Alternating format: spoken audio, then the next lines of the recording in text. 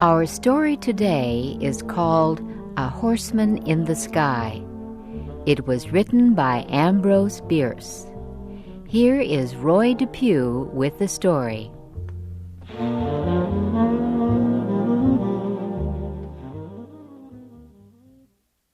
Carter Drews was born in Virginia. He loved his parents, his home, and the South. But he loved his country, too. And in the autumn of 1861, when the United States was divided by a terrible civil war, Carter Drews, a Southerner, decided to join the Union Army of the North.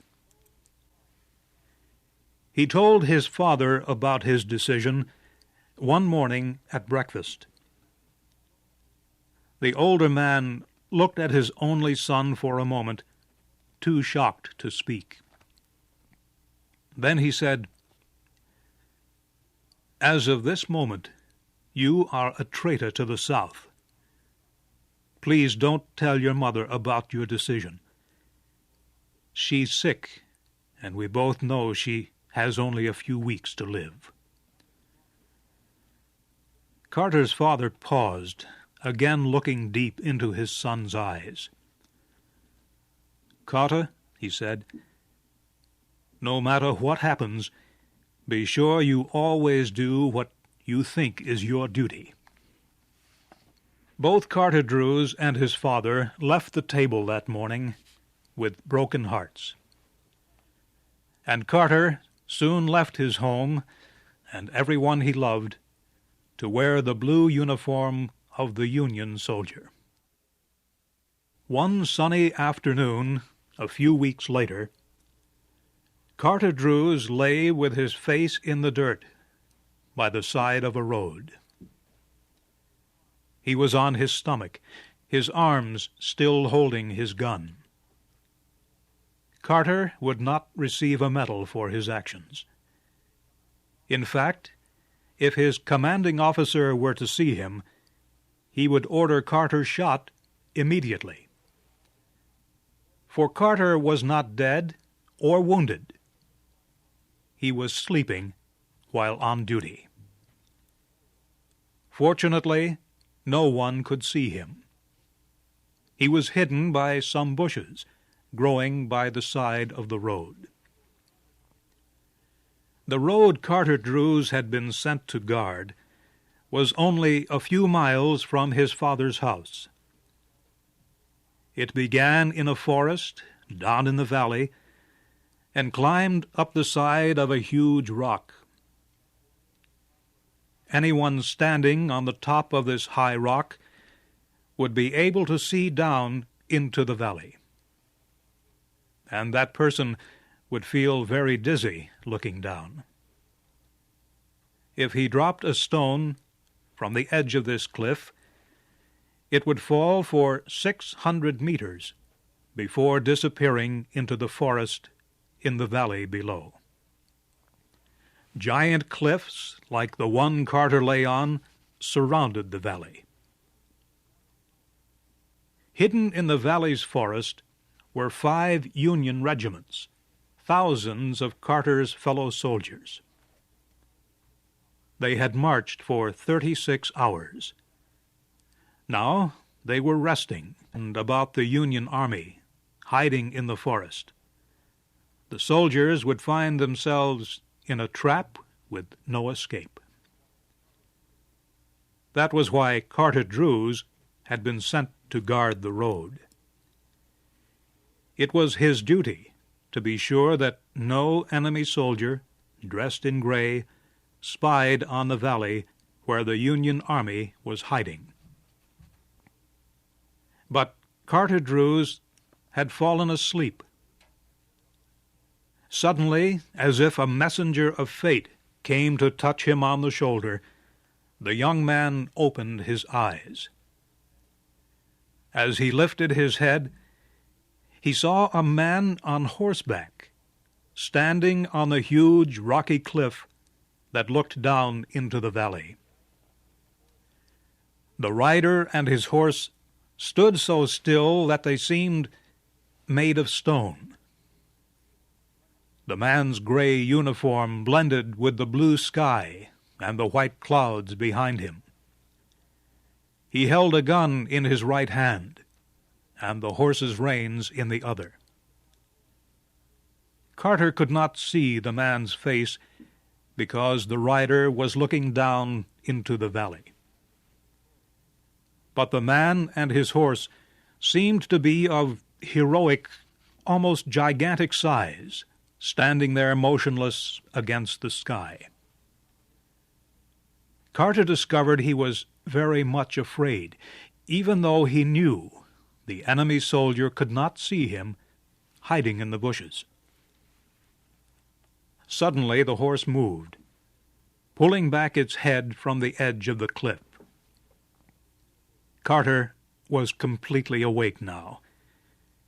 He raised his gun, pushing its barrel through the bushes, and he aimed for the horseman's heart. A small squeeze of the trigger, and Carter Drews would have done his duty. At that instant, the horseman turned his head and looked in Carter's direction. He seemed to look at Carter's face, into his eyes, and deep into his brave, generous heart. Carter's face became very white. His entire body began shaking. His mind began to race, and in his fantasy, the horse and rider became black figures, rising and falling in slow circles against a fiery red sky. Carter did not pull the trigger.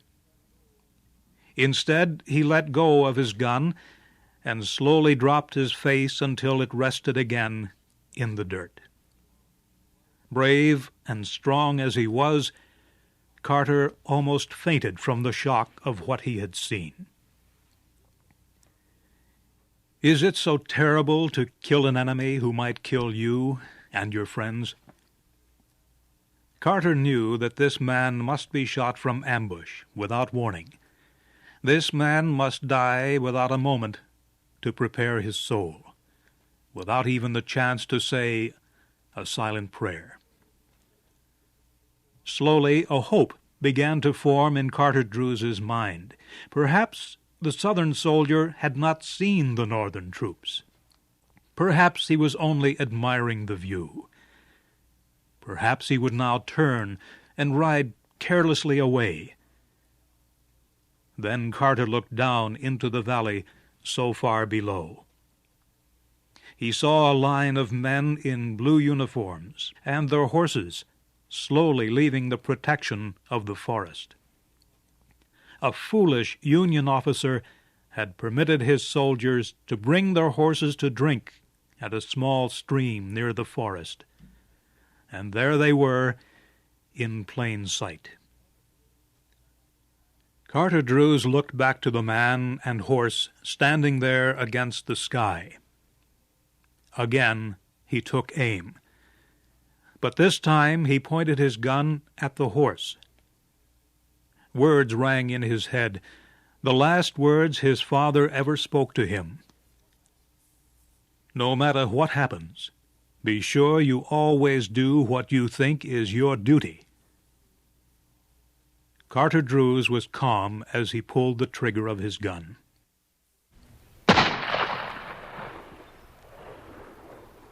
At that moment, a Union officer happened to look up from his hiding place near the edge of the forest. His eyes climbed to the top of the cliff that looked over the valley.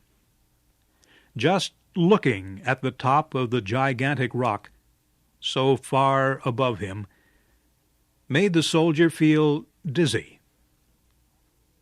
And then the officer saw something that filled his heart with horror. A man on a horse was riding down into the valley through the air. The rider sat straight in his saddle. His hair streamed back, waving in the wind. His left hand held his horse's reins, while his right hand was hidden in the cloud of the horse's mane. The horse looked as if it were galloping across the earth. Its body was proud and noble. As the frightened Union officer watched this horseman in the sky, he almost believed he was witnessing a messenger from heaven, a messenger who had come to announce the end of the world.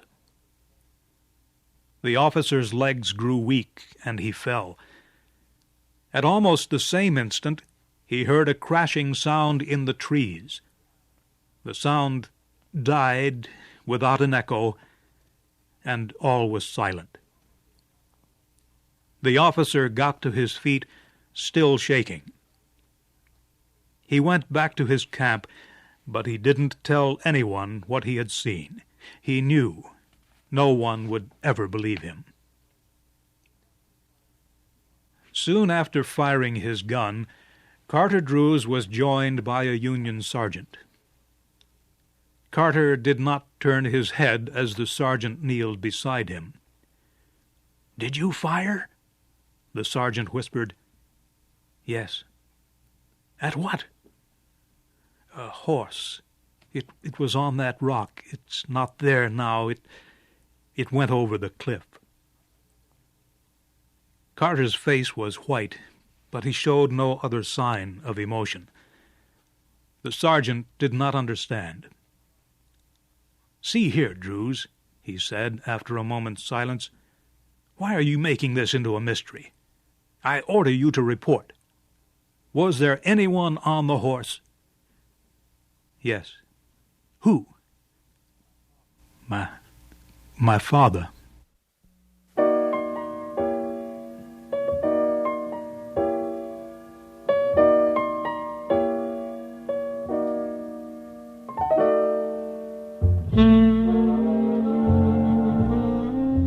You have heard the story called A Horseman in the Sky. It was written by Ambrose Bierce and adapted for special English by Donna DeSanctis.